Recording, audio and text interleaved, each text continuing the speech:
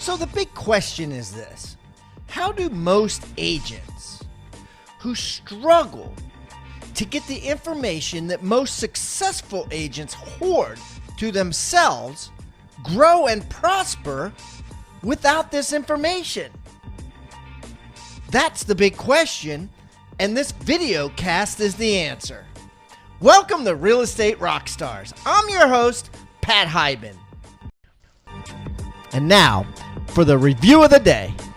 Got a YouTube comment from our last episode that we put up on Real Estate Rockstars Radio, which we put up all of them. Great video, liking and hitting the bell for more. Keep up the solid content from Jamie Resendez. Keep the comments coming, guys. I love them. And remember, I eat feedback for breakfast, so give me a 1-star review if you want, or a 5-star review if you want. I don't care. And the more reviews we get, the better guests we get. So please, subscribe first, and then leave us a review or wherever you're listening.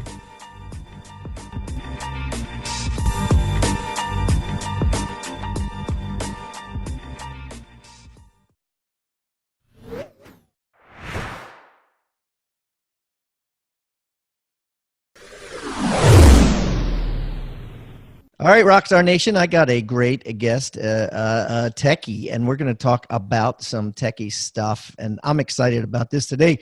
I got Sumant Sridharan on the line, and he's the COO of HomeLight. You guys may have heard of HomeLight. If not, you're going to hear about it by the end of the show, but we're going to get into what's hot and what's not in real estate agent technology and what will last and what will not last, and how agents can be adding value in the face of robots and artificial intelligence doing our jobs for us. Without further ado, Sumant, welcome to Real Estate Rockstars. Hey there. Good to be here. Hey, Sumant, why don't you give everybody a little rundown on who you are so they can get to know you better? Sure, happy to. So as you said, I'm the COO of HomeLight. We're a real estate technology company based in San Francisco. So I joined HomeLight about 4.5 years ago.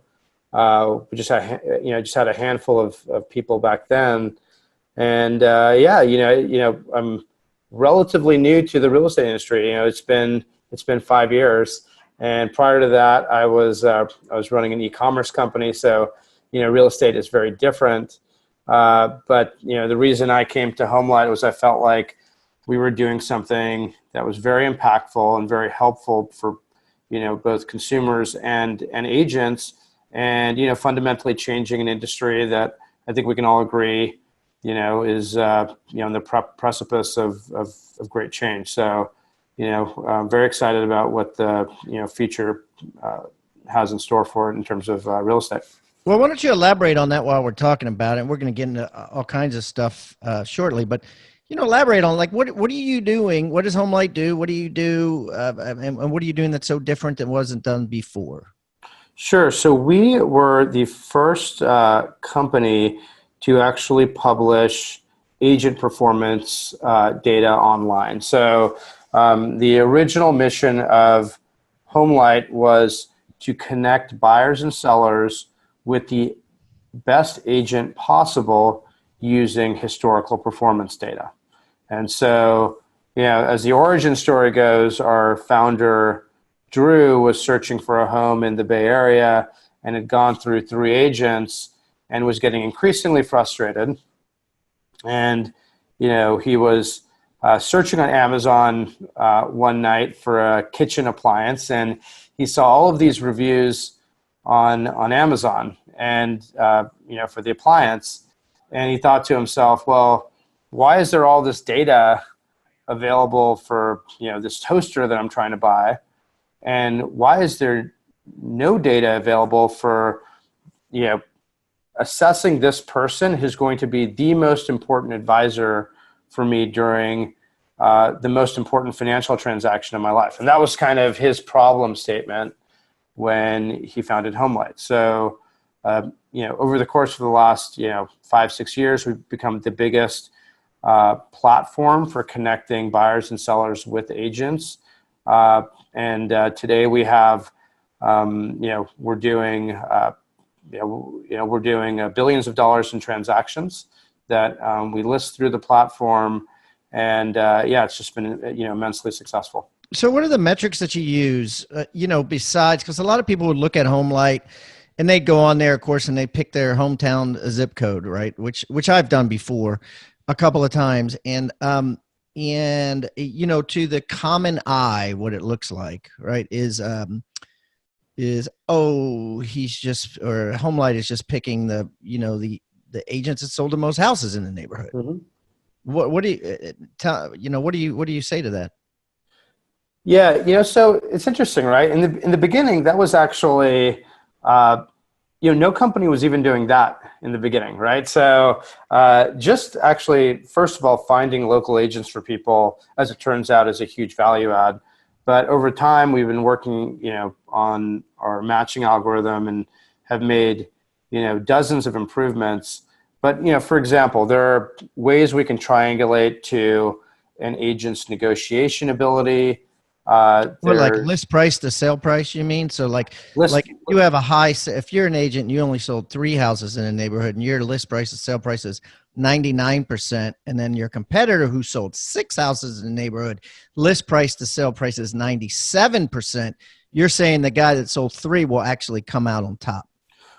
Well, that's part of it, but part of it is obviously, and the real nuance is, and this is where we spent a lot of time on this, is okay, if I just price the house low and sell it high, right, that may or may not be great for the seller. So right. Ultimately, we need to also figure out, like, did you sell the house for what you should have sold it for the versus how do you do that? Well, there's automated valuation models that exist. There's ways of getting data.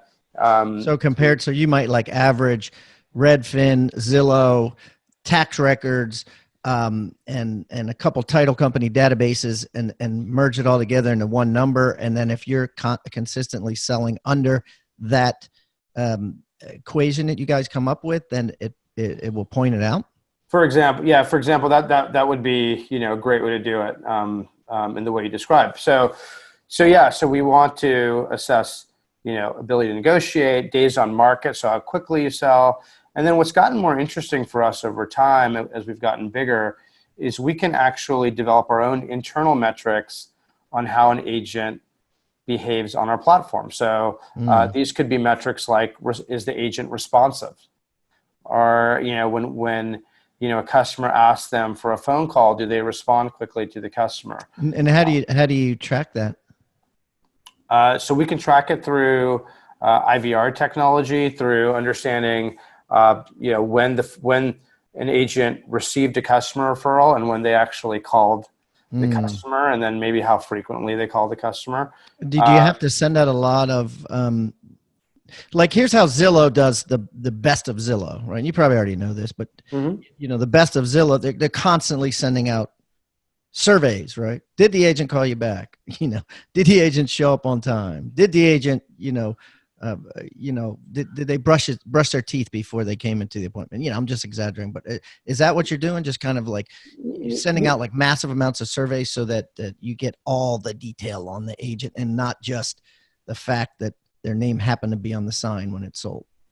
Yeah, we're a very data-driven company, so I would say we lean less, towards surveys because there's a few reasons. One is surveys inherently have bias to them, right? It's only the customers that really choose to respond that show up in the survey. And if you don't answer a survey, then, so what you see a lot of times with surveys is that they tend to bias toward individuals that have really strong opinions. So if I feel like really positive about an agent, I'll respond. If I feel really negative about an agent, I'll respond. But everything in the middle, I'm fairly indifferent. So we rely less on surveys. We rely a lot more on internal behavioral data that we can collect based on actual activity.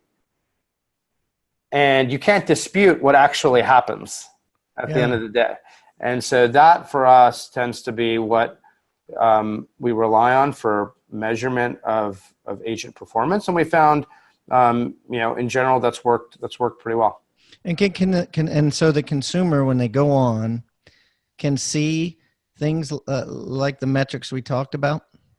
They can. They get, if you go through our site, we give you all kinds of information about an agent. We'll give you, obviously the transaction map and where they've, completed transactions relative to your home. And we also give you, for each transaction, how we felt they did. If they exceeded expectations on a transaction, we will tell you that. You can filter their transaction map in all kinds of different ways. And then you also see, finally, what we think they're very good at. So, do they excel at selling condos or land? What languages do they speak? Are they good at negotiation again? So, what are the things, and of course, what do they specialize in, right? So, you may have luxury agents versus foreclosure, versus beachfront property. These are all, specialties that agents focus on, and we want to reveal those to the consumer. That's awesome. So, I've talked to HomeLight about, several agents that I know just being in the business, and there's a lot of them out there that absolutely love it, that just are like, are doing 5-10 extra listings, which we're in the environment where getting a listing is so much more important than getting a buyer. And I always recommend on the show, if there's any absolute way to get a listing through services like this, you should do it, because there's not enough of them, right? There needs to be more. Some of the complaints that I hear are from agents that are not on teams, singular agents, where they say that HomeLight cannot determine the difference between a team and a person, meaning that a team usually is named after a person, even though it's not a person. So you could have a team with 35 agents on it, and the team person's name could be dead, or they could be retired, or they could just be, moving the parts from the office, but it shows as if they sold 35 houses, where they actually, each agent only sold one house, and it just happened to be 35. Does this make sense? So what would you say to the newer agent, or the single agent that is not on a team, but could actually be a better agent for the seller? How would you respond to that sort of response? Yeah, it's actually a fantastic insight, Pat, and something that we've thought a lot about. So the problem is actually not just on the agent side. The problem is also on the customer side, right? So The problem on the customer side is, you go and see broker team XYZ, and you see a guy on a billboard, and you think, oh, great, I'm getting him. Yeah. And he sounds fantastic. He has 35 years of real estate agent experience, and he knows the area better than anyone else. And then who you get is actually the assistant who has 2 years of experience. So, that phenomenon also doesn't feel good to the customer, and it does, and like you mentioned, for agents who are trying to compete with these big broker teams, they struggle as well. So we've spent a lot of kind of just research time trying to separate out the team effect from individual agents. And to be clear also, we don't merely rank someone high in the algorithm because they have 400 transactions and someone else has 100 transactions. There is a point of diminishing returns where, hey, if you have 100 transactions, you're probably pretty good at what you do, right? So at that point, whether you have 100 or 400, it's of limited value. Chances the 400 guy is doing a bad job, right? Because he doesn't have the bandwidth technically, right? Or he's going to, anyone Correct. doing 400 transactions a year is a team, obviously. Anyone doing over 40, is a team. So no, completely agreed. And it's something we've actually incorporated into the way we serve. We would prefer ultimately to connect people with exactly the agent they are going to be using. We'd much rather not rather not have the agent we introduce to somebody, then hand off that person to another person on Yeah, their right. team. Yeah. And I so, think I imagine some of your problem is with the MLS, right? Like because if the agent, right, puts it under ABC team, and you're using MLS and it just shows up ABC team, then that's what's going to show up in your system. You almost have to dig a level deeper somehow. that's correct. It's a difficult problem to solve and one that we're actively working on. But yes, you're absolutely right. We want to take, the team level information that we're getting and actually figure out how to, assign that potentially to individual agents. That will change everything, because I think that a lot of agents out there, they're like, well, they get the calls anyways, right? The guy, if you're doing 400 transactions a year, you're getting the calls anyways because you're paying for TV, radio, billboard. You know what I mean? They're getting the calls anyways. So the agents that aren't getting the calls anyways, it could be doing an absolute bang up job, who have who everybody loves them, they're not getting the calls anyways. They're getting a referral anyways. And usually the referral ends up being a better agent than the person that's, advertising for $300,000 a year. Yeah. Am I making sense? Yeah. No, that totally makes sense. And the other thing I would say here is that there's another type of agent that we'd really like to get better at identifying, and that's what we would refer to as the up and comer agent.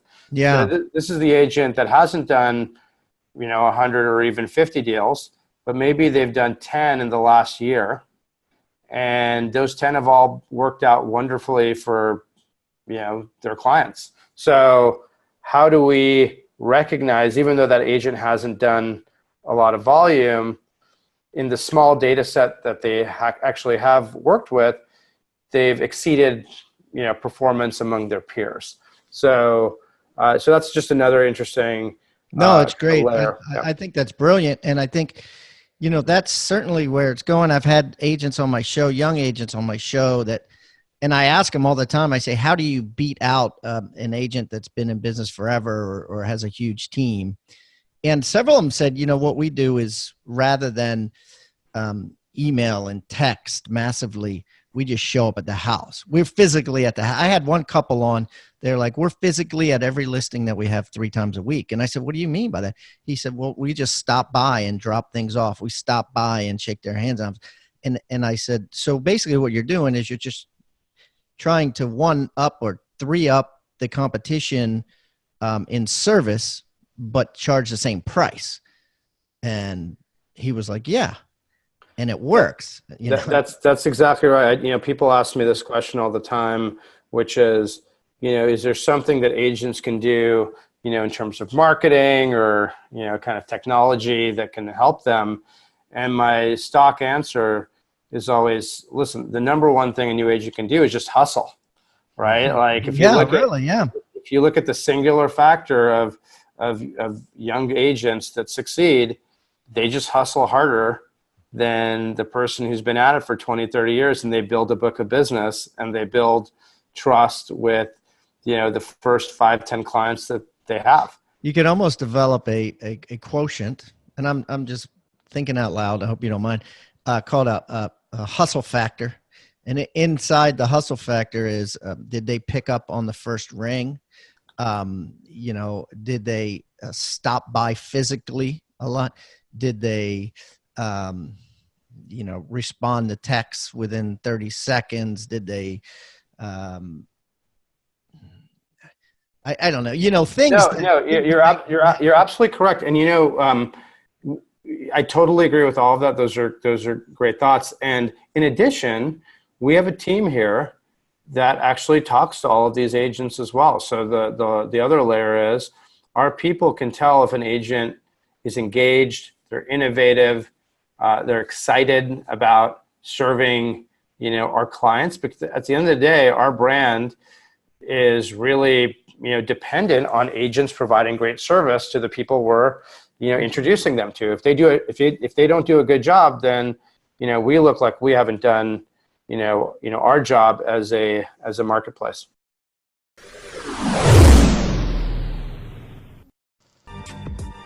What's up, brokers, team leaders, office managers, and rainmakers of teams?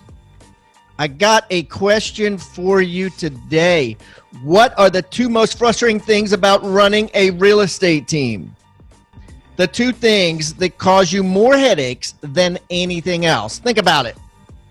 The brokers I've talked to have all given me the same answer: recruiting and retention. If you're in the same boat, if nothing you've tried seems to work, I've got some good news. Your problem finding, recruiting, and retaining high-quality agents are about to be over. I'm launching my new Retoot course, a course that provides an in-depth, first-ever look at the recruiting and retention secrets of the industry's top recruiters. To kick off Retoot's launch, I'm offering the course along with two other high-value items at a super low price to podcast listeners. Since I'm throwing in two free items with my Retoot Secrets course, I'm going to simply call it my 123 discount package. Okay, so let me talk to you about the 123 discount package. In addition to Retoot, you're going to get a subscription for each of your teammates or anybody in your office to my Big Profit weekly jackpot emails, which are basically agents from around the world giving advice on how to increase your profit on a daily basis in this business. If your agents put these effective, easy to implement tips to use, their sales and most importantly, their profits will improve. Plus, I'll provide you with a year's worth of monthly sales meetings, content to have at your sales meeting so you don't have to struggle figuring out what to say to your agents or your team. I'm calling it my Lunch and Learn sales training series. That's an entire year's worth of sales meetings that you won't have to plan and that your agents are guaranteed to get massive value from. So to recap, purchasing the 123 discount package gets you 1, my brand new Retoot course; 2, my Big Profit Agents weekly jackpot emails for everybody in your office; and 3, a year's worth of Lunch and Learn training sessions. If you want this limited time package, act fast and go to hibandigital.com/123. Real easy, hibandigital.com/123.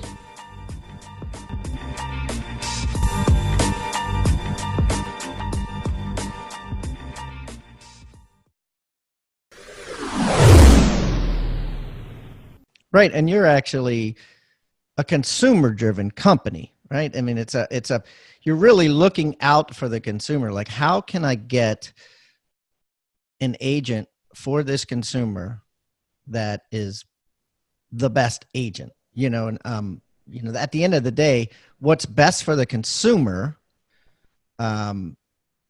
is what you're looking for, and finding an agent that. I've talked to agents on my show that say, and I say, hey, if somebody calls you, you don't recognize the number, do you pick it up? Absolutely not. And I talk to brand new agents on the phone and say, I pick up every single call within half a ring, no matter where I am, no matter what I'm doing. And so, I guess you got to ask yourself, as if you're selling my house, which one do you want? Yeah.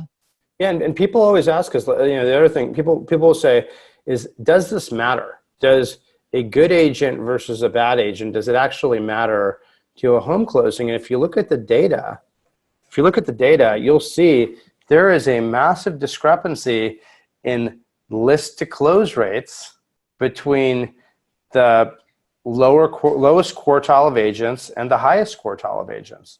It's on the order of 40-50% in most cities. So that says that the best agents have a 50% better chance of closing a home than the lowest 25% of agents. So the data is there to. You mean list as in it was multiple listed to going to settlement. That's list to closing, right? Yeah. Correct. Like from the point it was listed, what percentage of those homes close? Yeah. And so we'll see all the time with poor agents, these homes will not sell, fall out of contract, Other things will happen that, maybe it wasn't priced correctly or staged correctly. And, we don't see that with the best agents on the platform. Yeah, that's interesting. And another great quotient to look at, obviously, is a number that's a proportionate number to houses that list to houses that actually go to settlement, like you said, per agent. Because like if I, let's say, everybody gets fired, right? At the end of the day, you're in business long enough, you're going to get fired. You're going to lose a listing. You're going to overprice a listing accidentally, and they're going to list it with someone else after 6 months, or it's going to fall through and they're going to fire you or whatever. But is your percentage quotient of, houses that you list that actually go to settlement better or worse than another agent and another agent and another agent? And that should be able to be tracked. It might take a little work, but yeah. It is absolutely correct. That's awesome. All right. Well, thanks for digging deep into that. And I didn't want to dig that hard, but it was, but it's great. It's good stuff. I really appreciate you sharing there. So let's talk about a couple of things that are going on. I mean, I don't mean to beat this thing to death, because we talk about it on our State of the Market a lot because of some things that are happening in the industry with a lot of companies now coming out with their own individual iBuyer programs. But I got a curious question for you, and that is, do you think that do you think that I will buy your home for cash, or being a commercial flipper, so to speak, is here to stay, or do you think this is just a phase? Yeah, you're right, Pat. It certainly is kind of the flavor of the moment, right? In terms of just kind of the news cycle, and we certainly have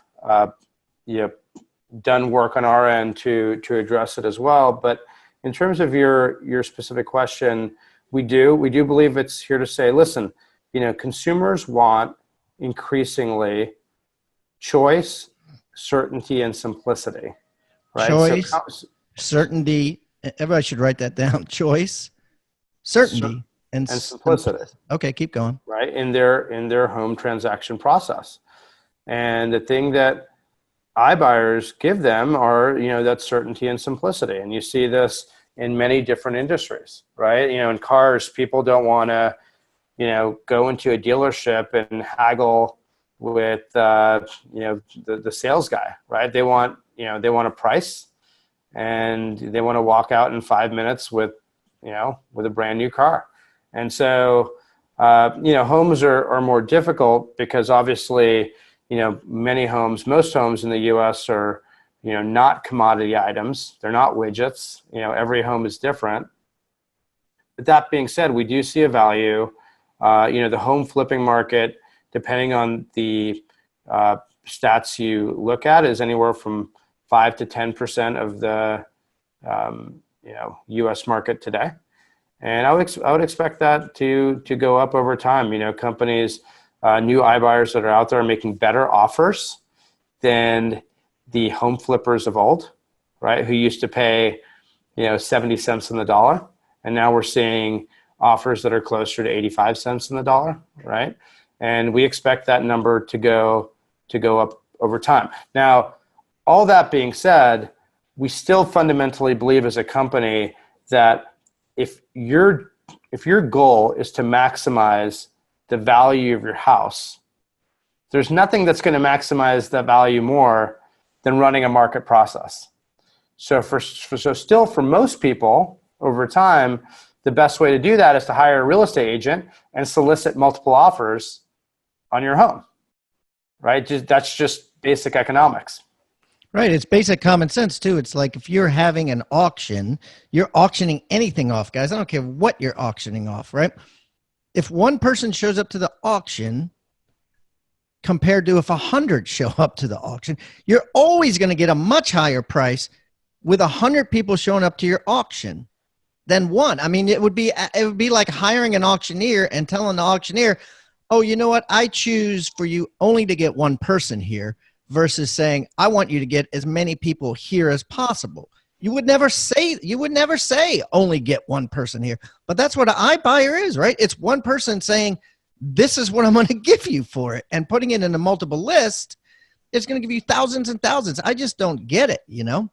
Well, I think there's, the way I would think about it is I think there's two different types of people, right? So, the first type of person is in terms of iBuyers. So the first type of person has a very unique circumstance where the iBuyer's value proposition is very useful. So the example might be, I had a loved one who, I live in, the Bay Area. I have a loved one that passed away, across the country, in Florida.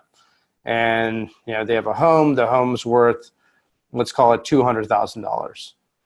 So I have two options in that case. And let's say I'm very busy. I work 50 hours a week. My wife works too. So I have two options in that case. I can fly to Florida, hire a real estate agent, look at the house, clean it out, stage it, list it, market it. Or maybe I go to an iBuyer who says, I'll pay you $180,000. So I know I'm going to lose $20,000, but maybe I say to myself, okay, for the time and hassle and everything else that would go into having to list it on the market, this is a very viable option. So, I value simplicity, I value liquidity over, maximizing value, right? So that's I think certainly the lowest hanging fruit for any iBuyer out there. Go ahead, keep going. Yeah. So I was just going to say there's a second bucket of consumers we see who do fundamentally want to go with an agent, but they're very interested in knowing what price could I get from these iBuyers. Like, how much would someone pay cash for my house tomorrow? And so for that bucket of consumers, we've actually launched a product called Simple Sale that we give to agents. And what we say there is, yes, every agent should be able to come to a person's living room, make a listing presentation, but also be able to say, hey, you have two choices. You can list your home, or I can set you up with someone who can buy your home for cash.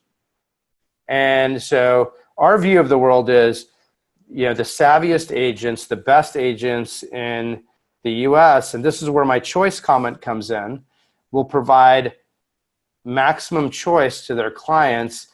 And these agents look more like advisors than someone just pushing the MLS. Does that make sense? Absolutely. And that's exactly why Keller Williams just launched in Dallas, Texas, their iBuyer program, and Redfin launched their iBuyer program. And from what I understand, the other, major brokers are working on iBuyer programs because it allows choice. But I'm just curious, at the end of the day, how many of them, given the choice, when they really know both options, right? Like, let's say in your circumstance, your auntie who passed away and you're running her estate, which is in Florida, and you're in California. If that person actually gave you two choices, I mean, it's no sweat off your back, right, to wait a couple of months. So your decision could have been different, but you didn't have that second choice. That's right. So from our point of view, the agent's job as an advisor is to give a very transparent view to their client of what the various outcomes are, how much cash is going to go into your pocket, under each scenario, and then drive their client to make a decision in a collaborative way without having a dog in the fight. Yeah, absolutely. Right. And so, yeah, you're absolutely right. So, the Keller Williams of the world, the Redfin, everyone seems to be gravitating toward, kind of this multifaceted solution. And what we believe is special about HomeLight is that, what we say to, agents is, in your pocket, on your phone, you'll have access to, hundreds of iBuyers across the country. And so for any client, you can provide them with an offer. So what was it called again? One choice or one? It's called Simple Sale. Oh, I really screwed that up. Simple Yeah. sell. I Simple like that. sale. Yeah. Simple sale. So simple sale is kind of an MLS for iBuyers. Right. So we have about 150 iBuyers on the platform today. Uh, someone can come directly to HomeLight, but mostly what we want happening is for agents to use, we have a mobile app. Agents can type in a client's address. They will get an offer price back, and they'll ask the client, is this an offer price that you're interested in? If the client says yes, we'll connect the agent with the iBuyer. The agent will get a fee, A predetermined fee? a predetermined fee, Okay. typically 2% 2% total. total, Yep. for facilitating that introduction if the iBuyer ends up And who pays the purchasing the 2%? home. Sorry, who pays the Who 2%? pays the 2%? Yeah, so the 2% is paid by the iBuyer. By the buyer themselves. So the iBuyer themselves is paying a buyer brokerage fee of 2%. The seller doesn't have to pay anything. No. Okay. The seller gets what they get.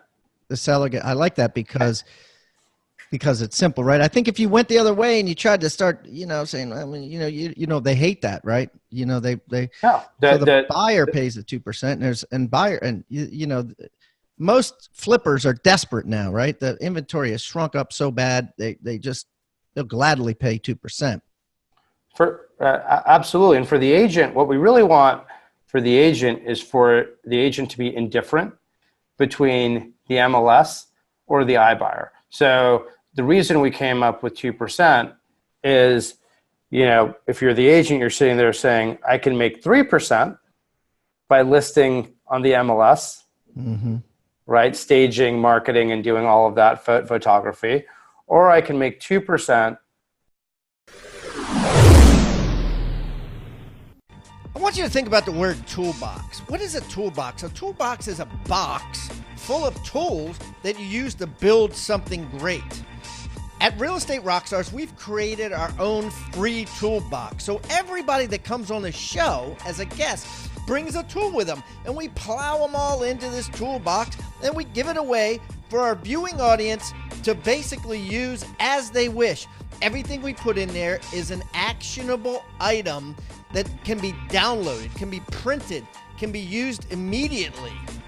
And we got things like scripts and dialogues, checklists for teams, checklists to keep agents accountable, referral forms that are filled out at settlement to get referrals by your buyers and sellers. Everything you could think of that you could use on a regular basis about real estate is included in this toolbox, and it's helping agents worldwide sell more houses and make their jobs a lot easier and processes much more efficient. And the thing is, it's absolutely free. All you got to do is go to hibandigital.com/toolbox or text the word toolbox to 444-999. That's toolbox 444-999. Do it now. Hey, real estate agents and rock stars. If you're getting value out of the content in this episode, make sure you like the video and subscribe to this channel. Also, click the little bell icon to be notified about upcoming episodes. And I would also love it if you left a comment and shared the most impactful tips and tactics you've learned from the knowledge shared in this episode, or even maybe make a suggestion requesting a topic of what you'd like to learn in future episodes. I welcome any feedback below. Now, back to the episode.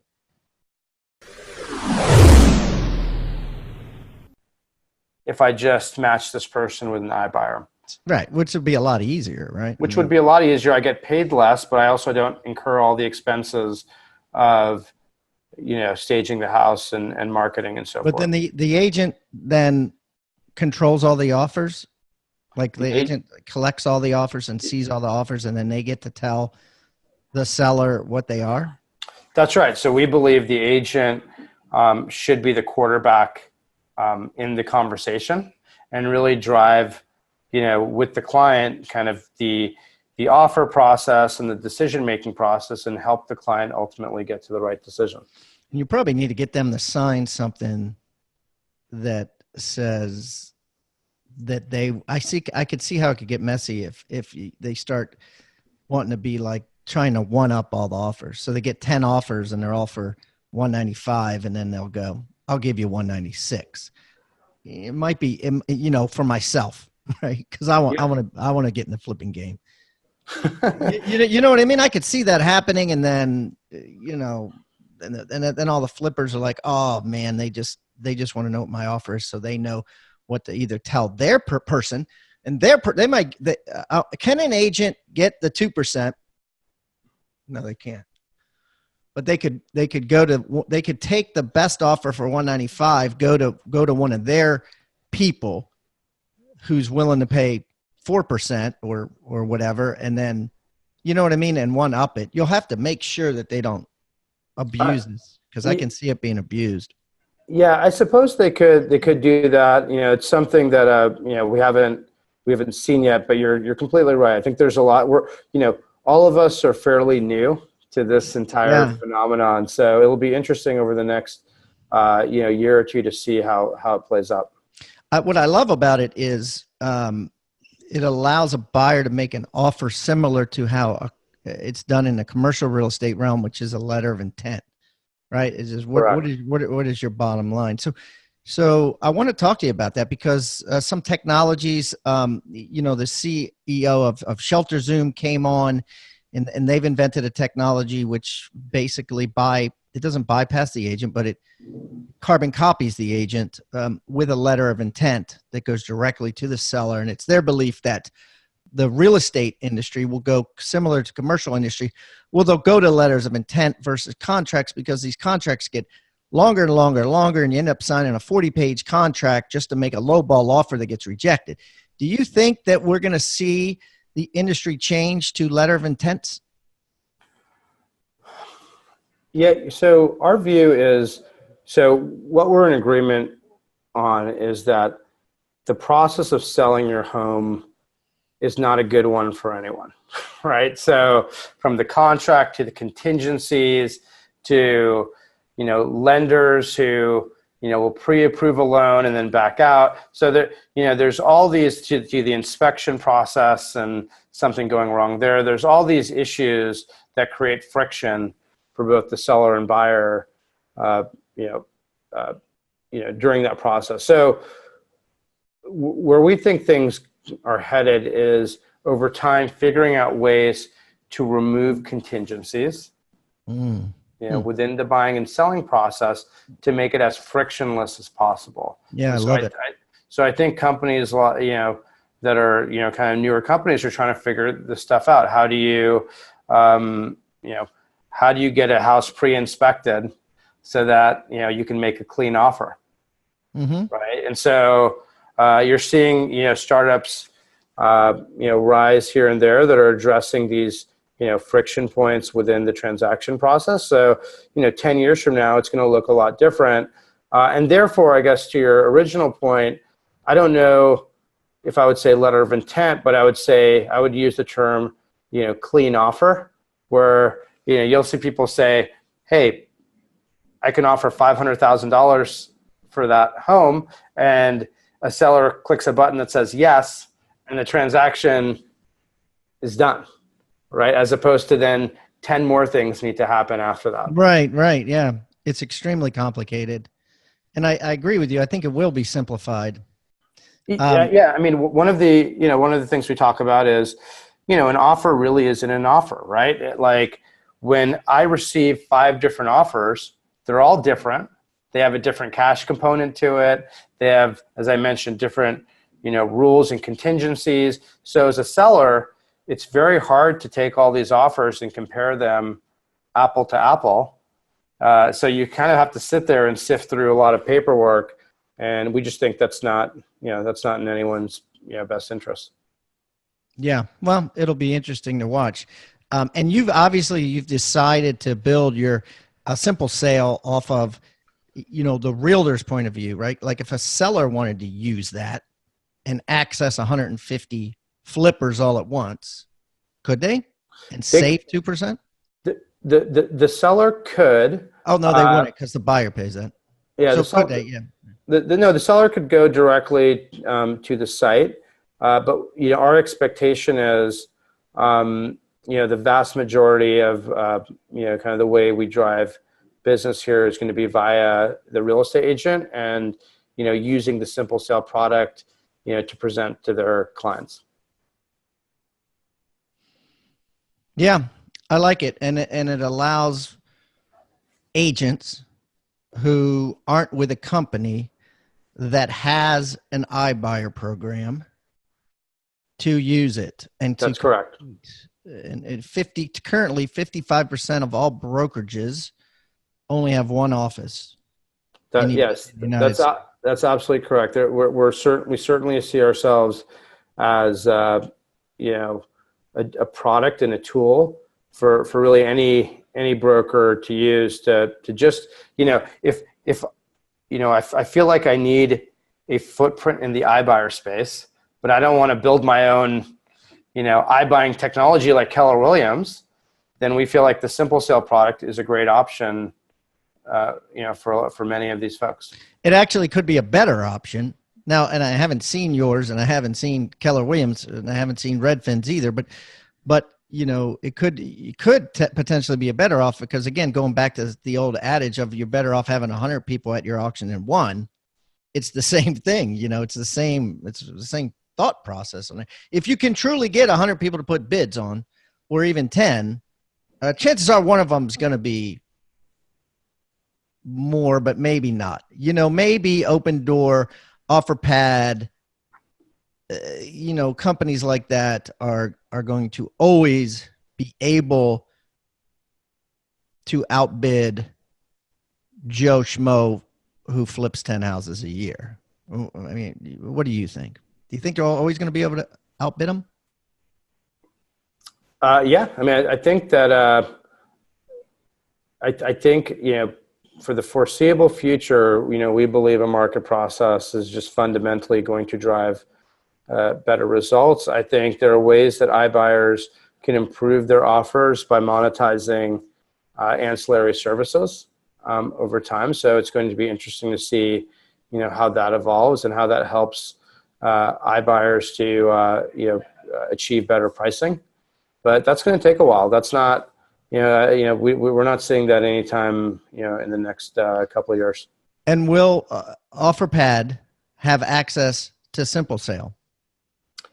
Yeah, we basically, any iBuyer who wants to to work with us, we'll work with. At the end of the day, what dictates whether or not you get shown is whether, one, you can cover the client's buy box. So, for example, some iBuyers will say, hey, we only want to purchase homes in these zip codes from $200,000 to $500,000. So you have to be able to, fit the client's buy box. And then two, you have to prove that you can give, reasonable offers, right? We don't want a platform that's giving, people 65 cents on the dollar.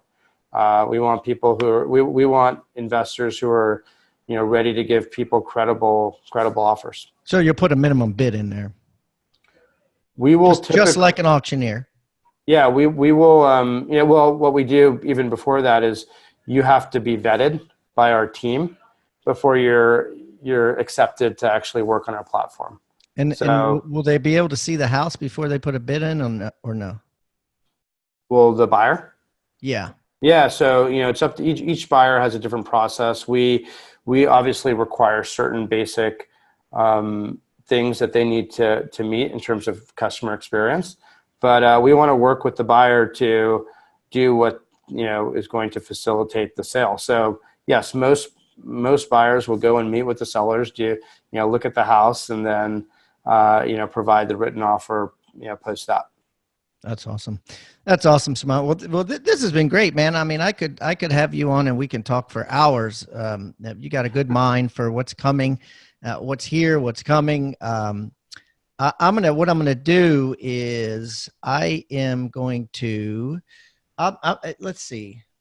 Hold on a second. I'm just got to figure out what I'm going to call this. So what I'm going to do is I'm going to put all of Sumant's information. I'm going to put a link to HomeLight. I'm going to put a link to everything that we talked about, the show notes on hibandigital.com/HomeLight. That's hibandigital.com/HomeLight. And Sumant, as you know, everybody that comes on the show brings a free gift, an item of utility, something that the listeners can go on your show notes and download and use in their daily business. What is the free gift that you brought today? So I actually did not know this, but I do have a great idea. So we actually just interviewed 900 of the top agents in America. And our team has compiled a guide of findings, market findings, what top agents believe, adds most to home value, and a bunch of other really cool things that I think your audience would find super interesting. So they can go to that URL, and we'll send over the guide, and I think it would be very useful for your audience. Oh, that'd be awesome, guys. So that'll be on hibandigital.com/HomeLight, hibandigital.com/HomeLight. You can also get it from the Agent Success Toolbox, which can be found on hibandigital.com/toolbox, or texting the word toolbox to 444-999. Sumant, I'll leave you with the last word. I really appreciate you coming on today. Thank you so much. No, thank you, Pat. And it's been great, and we're excited about helping real estate agents here at HomeLight. I think we believe fundamentally the real estate industry is at an inflection point where it's 5 years from now it's going to be completely different. But we firmly believe the agent's going to continue to play a big role in that. So a lot of the way we look at our company is that if we can help real estate agents win and clients win, then as a company, we're going to be doing good things as well. So thanks again for having me, and look forward to being on at some point in the future. Yeah, I'd welcome it. Good to meet you, Sumant. Thank you. Okay, thank you.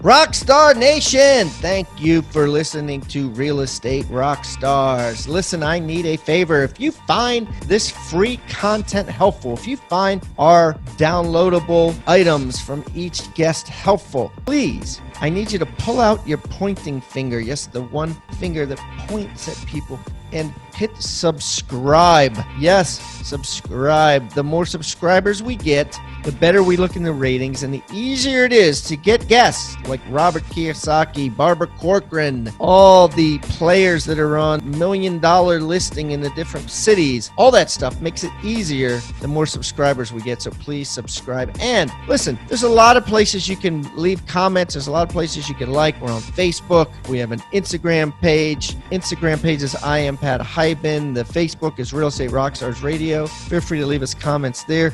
The most popular form of commenting seems to happen on YouTube. Yes, for whatever reason, it's a very open environment. So just go to YouTube and go to Real Estate Rockstars Radio. Leave us comments there. Some of them we will read on the show.